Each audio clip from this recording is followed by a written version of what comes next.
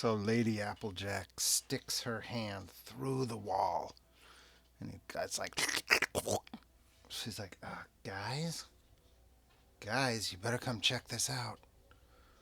So let's check back in on Bradu. We're on session 3. Thanks for sticking with me this long. The Demogorgon has just run through the wall, essentially, escaping them. And if you know anything about Stranger Things, you probably know what's next. But our group does not. So she says, "What do you guys want to do? Should we follow him?" And Tara says, "Well, maybe, but first, wasn't there a treasure chest back there?" So let's go back to the treasure chest and check things out. She will check. This is one of those things where, like, I already know what's going on. I know there's no trap. But if I was playing like an organic solo session where it's like, okay, there's a treasure chest and I don't know if it's trapped yet, I would make a roll to see if it's trapped. But I don't need to do that because it's not trapped. So just to speed things along, I'll describe that whole scenario before saying we just opened the chest. But we'll pretend she searched for traps and found none. And she opens up the treasure chest, and in it is 25 gold pieces in coins. No, wait, not that. In it is a sack, a magic sack. Because she opens it up and looks inside, and inside the sack, floating in like it looks infinite. Floating inside this sack is gold pieces, and she can reach in and grab one and pluck it out. And then this voice says, "Hey, put that back." She's like, "What?" And then she notices the sack has like a little face that's all scrunched up. She's like, "Oh, sorry." And she plucks it back in there. But as she looks back in with the coins, there's also a rolled up piece of parchment. And she reaches in and pulls that out, and it says, "That's okay. That one didn't taste so good anyway." Um, I actually made, so she unrolls the parchment and looks. I actually made a map. You're supposed to find a map, basically. But I drew up a map for my kids that I think is kind of cool for whatever. So here's the map I drew. Dungeon of Shadows. This is where we are. Oops. Yeah. It says maze down here. Oops, it says mushroom upside down. Dungeon of Shadows. So we can see, like, we found that secret door. That was the S. The stinky room, the goblins, the gnolls, the spiders, the maze. Yeah. Let's do an intelligence check. Let's do an easy intelligence check for Will the Wise to see if he can make sense of this map. 15, sure, even though I rolled the bad guys. He notices that if you flip it upside down, it says Shadow Dungeon, the upside down, and now it says Mushroom Maze. Oh, okay. Interesting. So, they need to decide if they want to follow. And I'm going to make a check on this. I'm going to make... Oh, you know what I haven't done once? Solo tutorial time.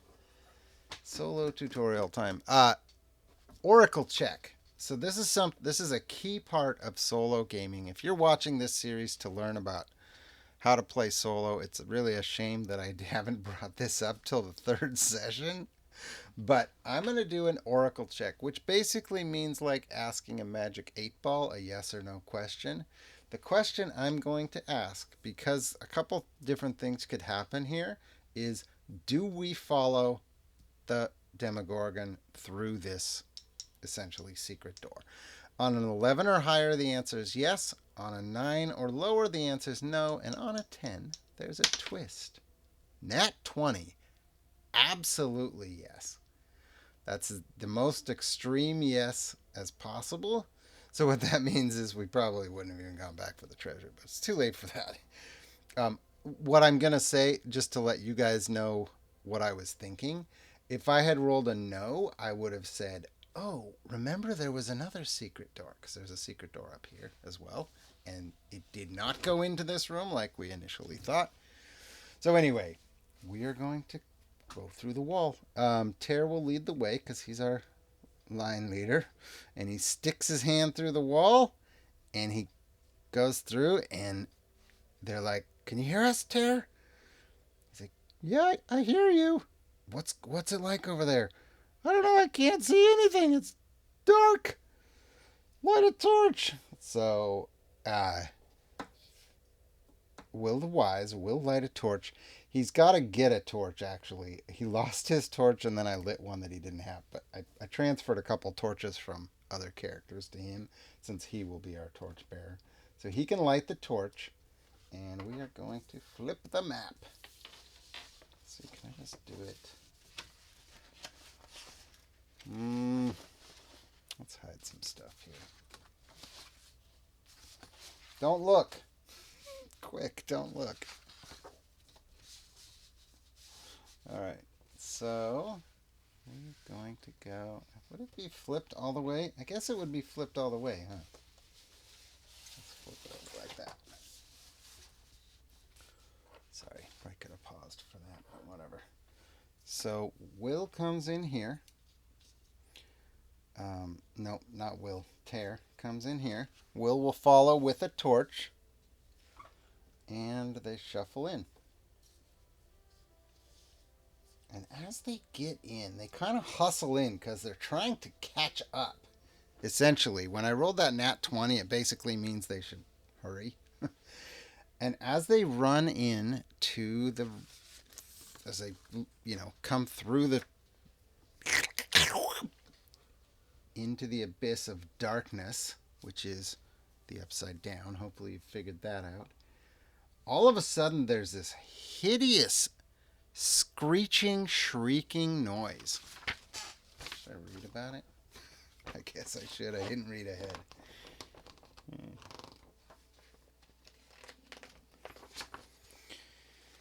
Clouds of spores drift throughout this stone labyrinth, so we're back in a maze. The maze is overgrown with fungi and foot-tall mushrooms that sprout from the walls and floor. And there's speckles of this white dust floating everywhere. It looks like snow, but it isn't. But we hear this absolute shrieking noise, and up in the corner straight ahead of us is this giant mushroom thing that is making the noise. What are we going to do? I need to decide what to do here. I actually don't know. But when we light the torch and come in with bright light, that is going to trigger the mushroom to shriek. And I think I'm just going to shoot it with an arrow. That's what I think we'll do. We'll have Lady Applejack shoot an arrow. 13 should be a hit. I probably should. That's definitely a hit. Now on this, I think this was one I actually had to switch. So 5e, it's a shrieker, if you didn't figure that out already, which is a mushroom that makes loud noises when there's light or noise or whatever near it. Shrieks loudly when a creature or bright light comes within. Near is what I wrote down. So I actually had to transfer this to Shadowdark stats, and because there's not a shrieker in Shadowdark, but I think it's pretty easy. Did I say I was going to try and do that? I think so. So let's take a look. Show what I was doing on this. No, that's not it. Here we go. Shrieker. Oh, there's my Shrieker. Pretty good. AC 5, yes, I definitely hit. Hit points 13. Shriek, a creature or source of bright light, moves within 30 feet, which we did. The shrieker emits a shriek audible within 300 feet. Yikes, for 1 minute. So I made Shadowdark AC. I bumped it up to a 7. I'm not really quite sure why. Hit points, I went with half, essentially. So I did 6 hit points. So I do need to see what my damage is. No, it's a D4 for a... so I can't actually kill it. I'll do 2 damage, though. Will that... This is a spot I don't know for sure what would happen. Would it still keep shrieking? I think so, actually, just based on what I know. I think it will. So it keeps shrieking, and while it does, I'm gonna just roll initiative.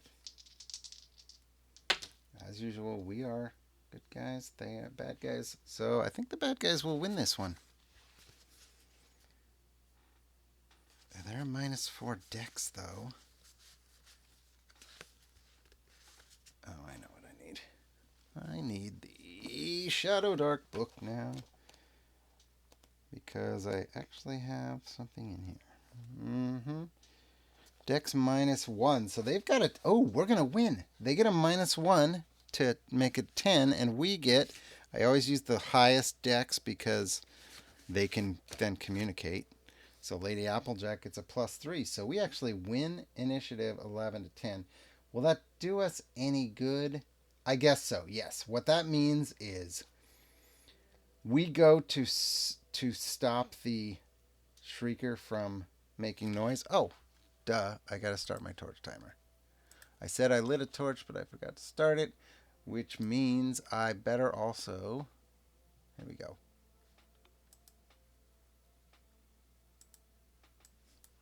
I'll do 30 to 45 minutes this time. I don't know why I'm choosing that somewhat randomly. And I don't know what's going to happen. I don't know how long that is. So I'm doing it less than an hour because I don't plan on having the video going for an hour. That's essentially why. But if you're playing solo by yourself and you're not shooting a video or whatever, it should be an hour. Solo Dark actually says to use 10 rounds, but I already talked to you about what I think about rounds. I don't really use crawling rounds, so I set a timer. So my torch timer is going, and I will also cast Mage Armor. His purple is probably worn off by now, too. Mage Armor, 19. He's still good on Mage Armor, so that will go. I'll just have that go for the same amount of time as the torch, I think. Makes sense. Lady Applejack already shot. I will go ahead this time and... Well, I'll have Tear run up and attack the Shrieker.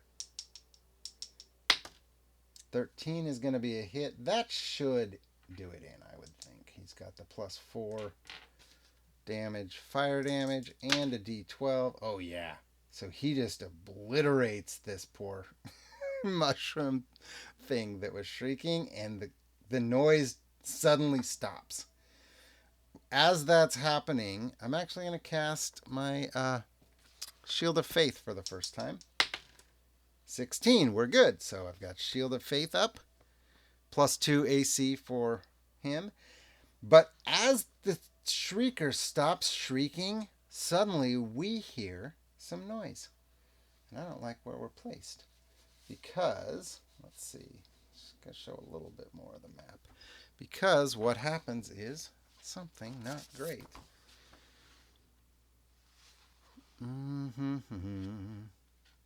Where'd it go? 2. I need to see where they come from. Maybe the map is supposed to be upside down. I can't even tell. Okay. Let's do this. This is another one of those things. So I could have them come here or here. So which way are they going to come? The shrieking is coming over here. Let's go 1, 2, 3, 4, 5, 6. 1. Good, that makes sense. So as the shrieker dies, 2 mushroom folk, myconids in 5e, but mushroom folk in Shadowdark, come up. Oh, I should have had them do something cool, but I didn't. Ooh, they are dangerous. Shouldn't have said that. Shouldn't have told you guys, but they are dangerous. Here they go. They are going to run up and start attacking Tear, who... Actually, I guess one of them has to go the other way because of the way the maze is set up. So he's going to attack Tear. Miss, and he gets another chance. So he's trying to claw at him. Tear, it just dodges and ducks and dips and dives. What's that? Anyway, and the other one is going to go the other way because he can, but now how far did he go? He probably went too far to attack, but here he is, right in front of Will the Wise. And it's our turn. What are we going to do? Will wants to get out of there. I'm kind of stuck. I put myself in a bad spot here, didn't I? Let's see. I've already done Mage Armor. So what Will is going to do actually is try to stab this thing with his dagger. And then back up. 13. That might be a hit. Oh, it's not. No, it is because he can use Dex for his dagger. Okay, good. So he hits barely for 4 damage. Nice. And then he's going to back up and put himself in the corner just to hide.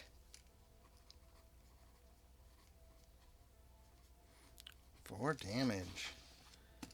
Which was not enough really to wound it very badly. Let's have... Actually, we'll have her shoot from there because she can shoot a bow. 13, that's going to be a hit for D4. I don't get extra damage. Ooh, another 4 though. Awesome. So she shoots her bow and it sticks right into the spongy mushroom, right in the belly of the beast. At that point, Nog will charge forward with his magic flail, swinging wildly, and Nat 20! Critical hit. That's going to be a massive shot. So I'm rolling D8s for that. He gets 2D8. Have to move my whole map to get to my dice, though. That's not it. Oh, no. There we go. Alright, 2D8. 11! Oh, huge. So he just smashes this thing with his flail. Mushroom bits fly everywhere down the hall, even hitting Tear in the back. So this thing is dead. Tear was going to turn and come help his friends, but instead he can concentrate on this mushroom here. And he will attack. 15. Huge hits all around. And he's got the fire damage as well. So 8 damage from Tear. Oh, this poor bastard.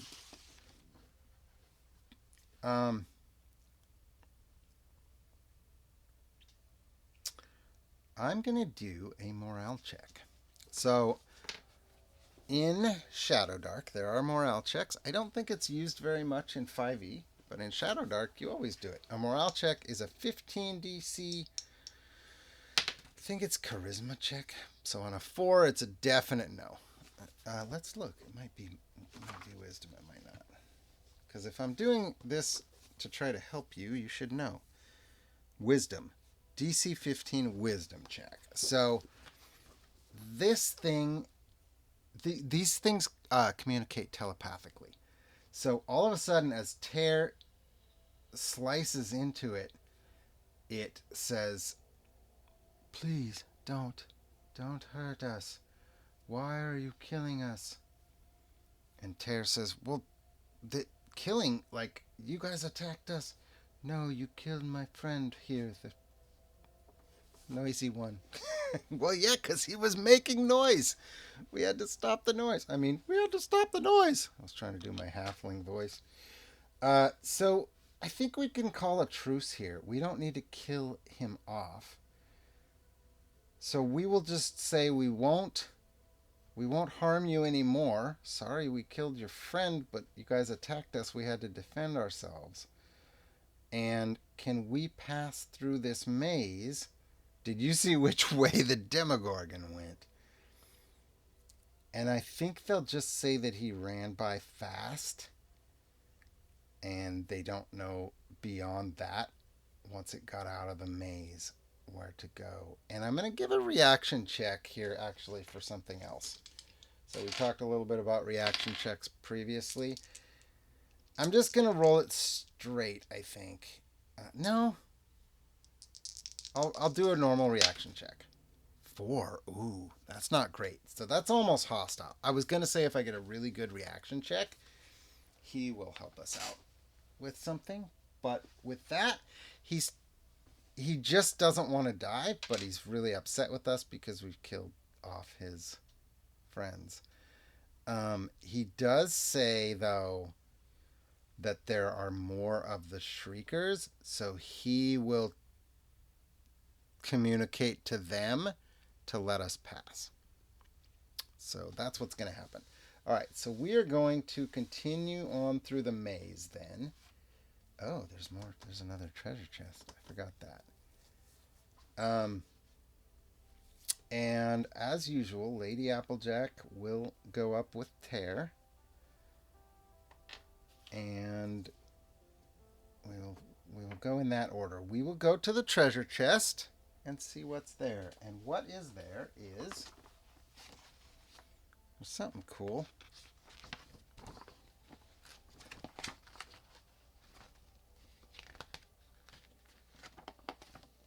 I think.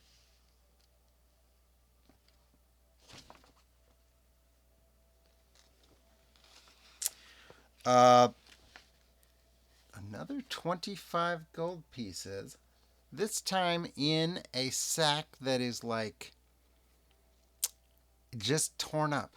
It's just a ragged old sack. Just like the other one, but this one is not quite as magic. But it does. You know what? Actually, I'm gonna change this on the fly. It has 25 silver pieces instead of gold pieces, and I have a reason for that, and that is because I said we kind of need to convert Shadowdark gold down. So it says 25 gold pieces in the book. So I'm going to call one of them 25 gold pieces, but the one in the upside down is going to be just silver pieces, that's the same as 2.5 gold instead of 25. And that's fine, I think. I made this part up. So let me explain the bag. It's actually supposed to be a wand of secrets to help you find secret doors. So if you're DMing this adventure, it's a wand of secrets. But when I played with my kids, I was rolling random treasures randomly using the Shadowdark book instead, which is how they found a flask. But also, when I got to the treasure chest, I actually rolled a 100, which is on a D100, which is a bag of holding. And it worked out so perfect. And I rolled a something about it had a personality too. So that's why I'm playing up the, you know, that it wanted the coins in the bag. Um, so I was like, oh my gosh, how perfect for them to find a bag of holding. And then on the flip side, in the upside down, you're supposed to find a broken wand that doesn't do anything. And so I thought, ooh, just a regular old ragged burlap sack or whatever that's nothing, but it's got silver in it. So that's my thought process behind the way I'm interpreting the treasure when I'm playing Shadowdark instead of, and also just whenever you're playing an adventure, especially if you know everything, you can change things up. I could, since I've already played this, I could have changed some of the monsters or rolled randomly. I'm playing it mostly as is with a couple little changes that I like. Anyway, we're going to wander through. Somewhere in here, and I can't remember where now, there are traps. So I've got to have Lady Applejack looking for traps. And I think I had said that she rolls advantage. for being a thief on looking for traps. Thank goodness, because an 18 is okay. So when I just rolled that, this is me trying to explain what I'm doing as a solo player. When I just rolled that reaction check for the Myconids, if they had rolled really high, I would have said they warned us about the traps so they help us get through the maze to the door. Because I rolled really low, they were actually hoping we would hit the trap, but we still found them. So we are aware there's traps. We get through the maze. We come to the main door that looks very much, or the main room that looks very much like the room of the other one. The other one. The flip side of the map. Goodness, I'm not making a whole lot of sense. Let's. I think maybe this is a good stopping. No, let's keep going because I have a torch timer going. I was gonna say this is a good stopping point. Half hour is usually good, but because I got the torch going and stuff like that, yeah, let's have a little fun. Let's go with it. So we come into this room, and let's see what is here.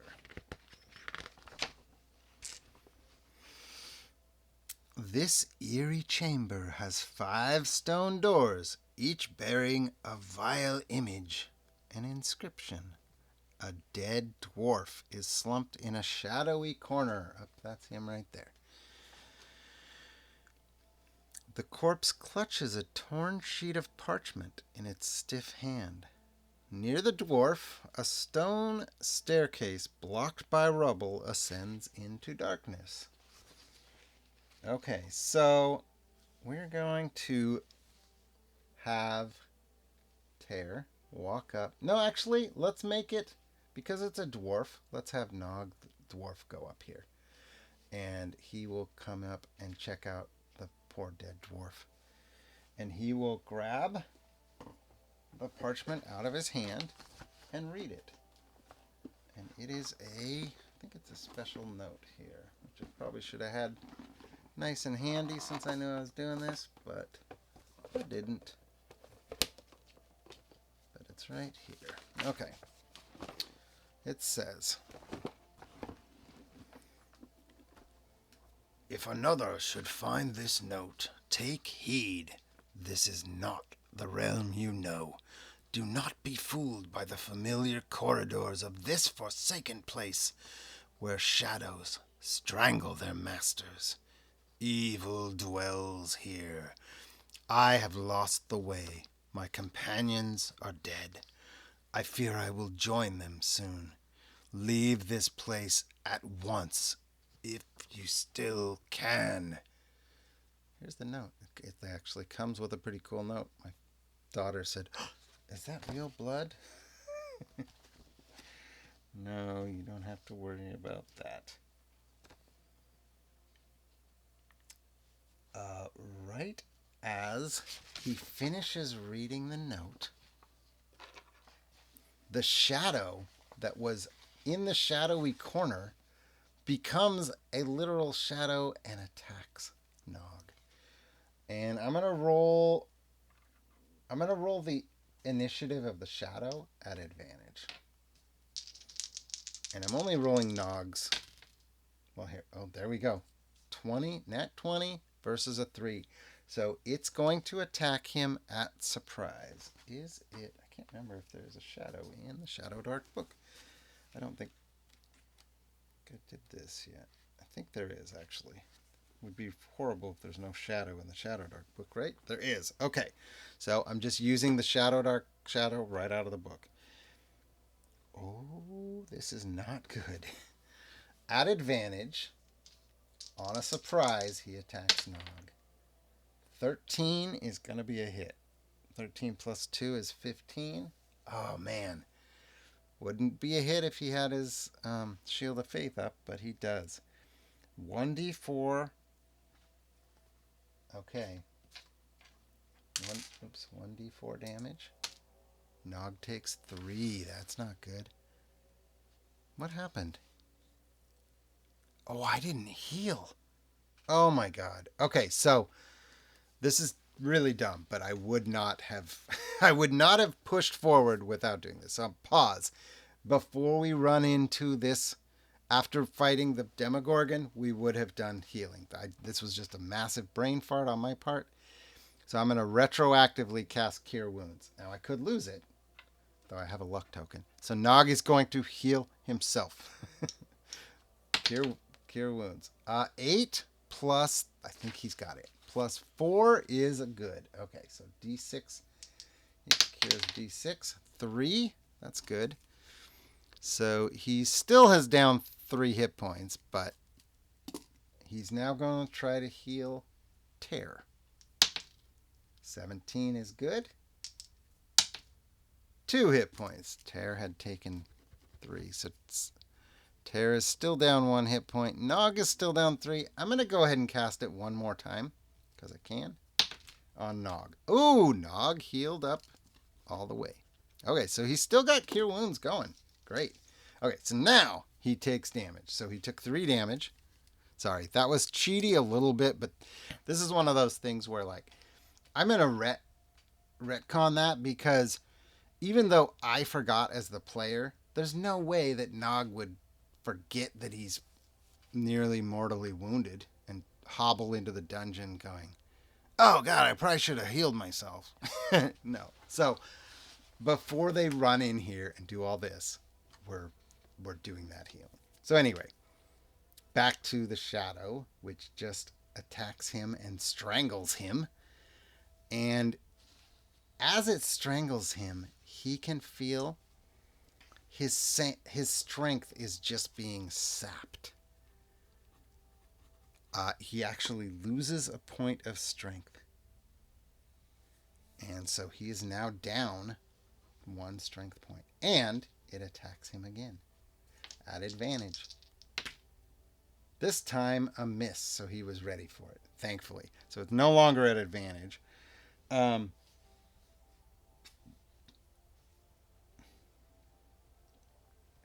Okay, we need to try to kill this thing. I'm going to just go ahead and have Nog go first, because it makes sense, because he's the one who got attacked. He's the one right there standing front and center.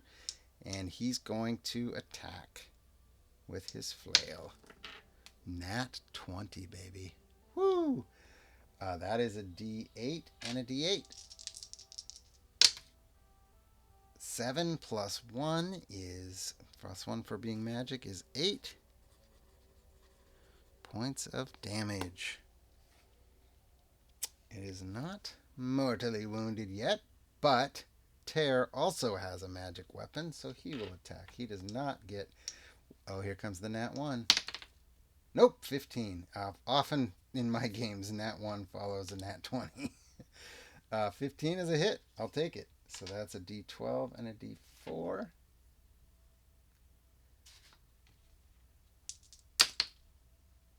$13 damage. That is massive. Massive. So with 2 magic weapons, we're able to down this shadow in 2 hits. It's supposed to be a lot stronger than that. And the shadow just dissipates back into the air and disappears. And there is nothing. And I'm going to go ahead and do something a little bit different here, just to show you something about how Shadowdark generally works. Is there... I don't remember if there's treasure here, so let me look real quick.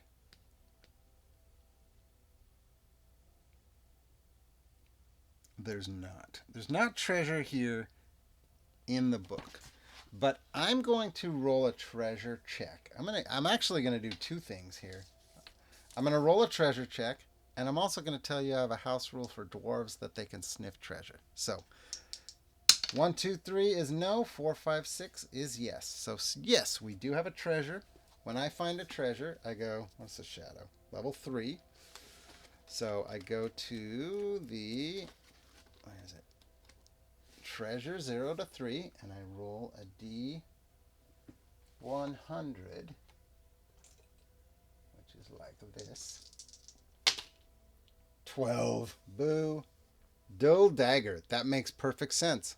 Dull dagger. It's got 1 gold piece value, and what that means is this poor dwarf That's all he had to defend himself from the shadow, and he probably couldn't wound it. So he's got a worthless dagger. Makes sense. I tried to cheat and get more treasure, and yeah, I can't. You can't cheat. You get what you get. All right, I've got a mess of dice here. Let's move them all off. So we are going to now decide where to go. That was actually a pretty quick fight. The shadow has been taken care of. Where are we going? We could go into any door. We came from here, so now we got 1, 2, 3, 4. 4 doors to choose from. Oops, what did I say? 1. Yeah, 1, 2, 3, 4. 2, 1, 2. So we are going up here, and we're gonna listen in with, what did I say? Tear. Tear does our listening. 14 would hear something if there's something to be heard. I don't remember. So let's stop there and pick up next time in the Shadowdark, the Upside Down. Thanks for watching.